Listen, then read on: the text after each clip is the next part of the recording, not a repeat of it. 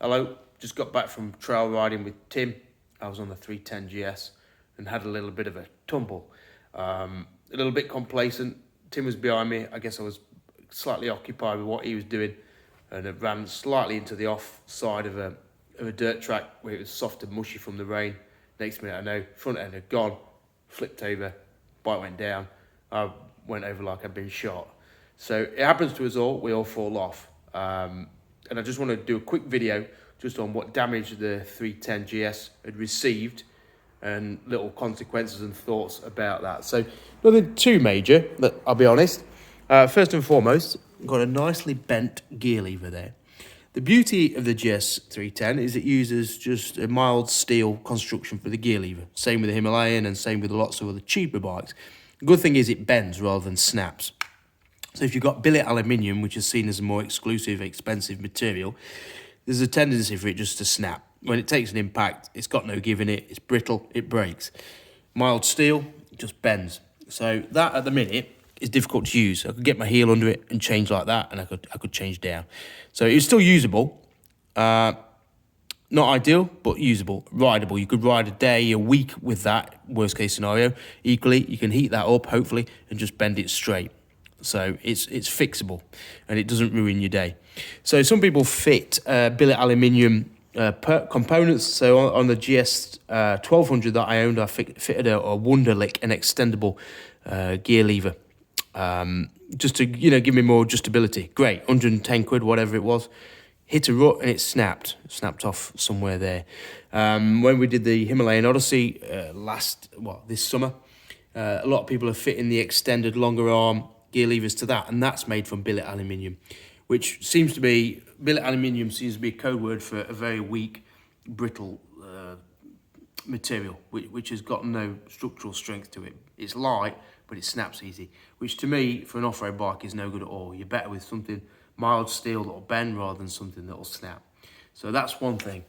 Very good to learn that actually the gear lever on the 310GS will take a big impact and still keep on being useful. Other bit of damage, handlebars.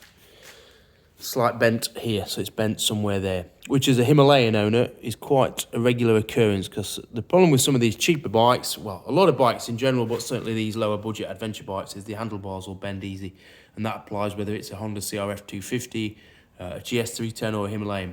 It's just unfortunate reality is that is your impact point when you hit the ground, and it puts a lot of stress there.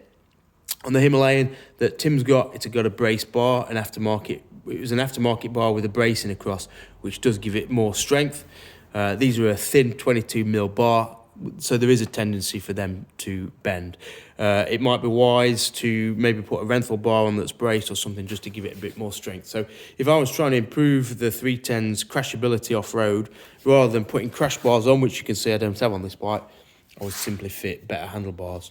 Equally, I've got the bark busters on, which have done a great job of protecting the lever. The plastic ones you can get aren't very good at all, and what they'll do is push in and snap the end of the lever anyway. So you've got a handguard, but it actually does more damage than it solves.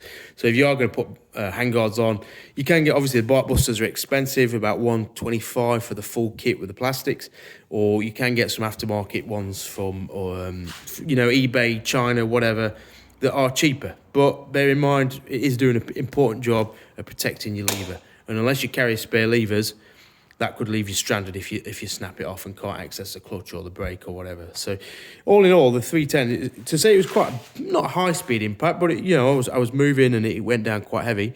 It's done a good job, and I've always been impressed by the 310's crashability. To say it's got all this exposed plastic, it's just a bit of scuff there, but it's not done much on that side. So really, straighten out the gear lever, put a new set of bars on, away you go. But even on this side, when I've crashed in the past, I did quite a technical trail on the 310GS last year, quite a steep climbing trail, and it dropped sort of high side down onto some rocks on this side. I thought, oh my God, that will have destroyed the bike. But actually, just a bit of a scuff on this exhaust guard. And again, at the time I had some Power Bronze handguards on, which were plastic, and it shattered them. But the rest of the bike was fine, and obviously with the back bark busters on, much better. I mean, there could be an argument that actually by putting bark busters on, you're creating the transmission of energy that bends the bar. And it's one of those things you never know. So are you better with a weaker hand protector that dissipates energy and breaks the handguard rather than the bar? Who knows, really. The only thing I would say about the 310GS is, unfortunately, and I'm not blaming the tyre, I'm blaming myself, but it does use this broad front tyre. It's a 110 front, whereas the Himalayan CRFs with a 21-inch front wheel use a much slimmer 90 profile width tyre. And it just helps cut through dirt rather than sort of glide across it. So even with a knobbly on, made no difference really to how quickly I lost traction, because simply the tyre just slid on the mud, because it's not digging as deep as a slender tyre or would do. So it's a shame that they fitted the 310 with such a broad tyre. A little bit narrower gauge, and I think you'd get a little bit more grip. Because even with these knobbies on, you know, once you've lost grip, you've lost grip. Knobby or no knobby. But all in all, 310GS crashes well, come out unscathed, and teaches a few lessons about what to fit and what to fit and what not to fit. So that's it. A bit embarrassing when you fall off, but you know, end of the day, we all fall off, we all take tumbles, and it's a good reminder that, you know, as much riding as you do, and I ride, you know, I've been doing so much riding this year, you think you're beyond falling off, but no, it still happens to us. So yeah, take care out there, learn from your mistakes, and don't be afraid to admit when you fell off. Rite of passage, I think it is. So that's it. Cheers. Bye.